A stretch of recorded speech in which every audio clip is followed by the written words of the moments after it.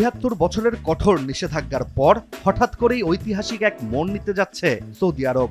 ইসলামের দুই পবিত্রতম নগরীর দেশটিতে এবার বৈধভাবে মদ কেনার সুযোগ পাচ্ছেন কূটনীতিকদের পাশাপাশি ধনী বিদেশিরাও। আর বিশাল এই পরিবর্তনের কেন্দ্রবিন্দু রিয়াদের অভিজাত ডিপ্লোম্যাটিক কোয়ার্টার।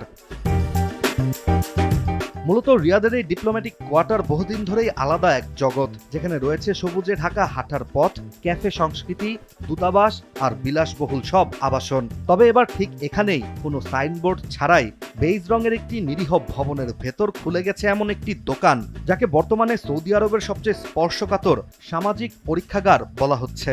কারণ এখানেই বিক্রি হচ্ছে বিয়ার, ওয়াইন আর হুইস্কি। 2024 সালের জানুয়ারিতে মদের দোকানটি চালু হলেও তখন শুধু অমুসলিম কূটনীতিকদের জন্যই দরজাটি খোলা ছিল।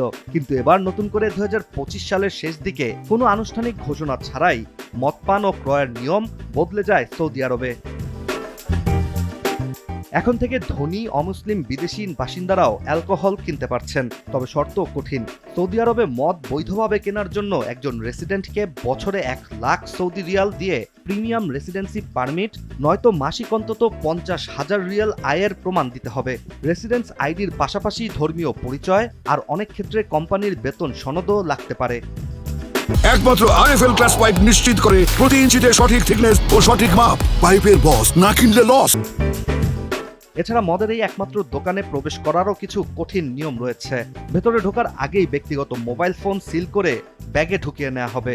আর মদের এই একমাত্র স্থাপনার জনপ্রিয়তাও এখন তুঙ্গে, কারণ এটির বাইরে থাকে ঘন্টার পর ঘন্টা লাইন, কিন্তু ভেতরে ঢুকলে তুলনামূলক মসৃণ অভিজ্ঞতা। এখন অনেকের মনেই প্রশ্ন, রক্ষণশীল সৌদি আরবে একটি স্থানেই যেহেতু মদ পাওয়া যায়, সেখানে মদের দাম কেমন হতে পারে? বিবিসির একটি প্রতিবেদন থেকে জানা যায়, সৌদিতে মদের দাম পশ্চিমা বাজারের তুলনায় 2 থেকে 3 গুণ বেশি, কিন্তু কালো বাজারে আবার সস্তায় পাওয়া যায়।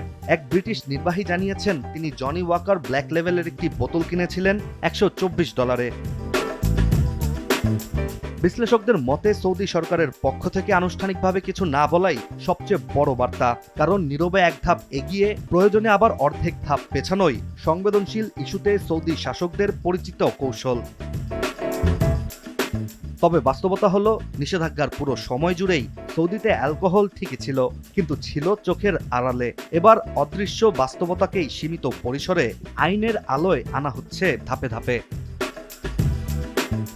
ইতিহাস বলছে সৌদি আরব এখন অনেকটাই পরিবর্তনশীল। কারণ যে দেশে একসময় সিনেমা হল নিষিদ্ধ ছিল, নারীরা গাড়ি চালাতে পারতেন না, সেই দেশেই আজ বৈধ অ্যালকোহল বিক্রির পরীক্ষা চলছে, নারীরাও গাড়ি চালাচ্ছে।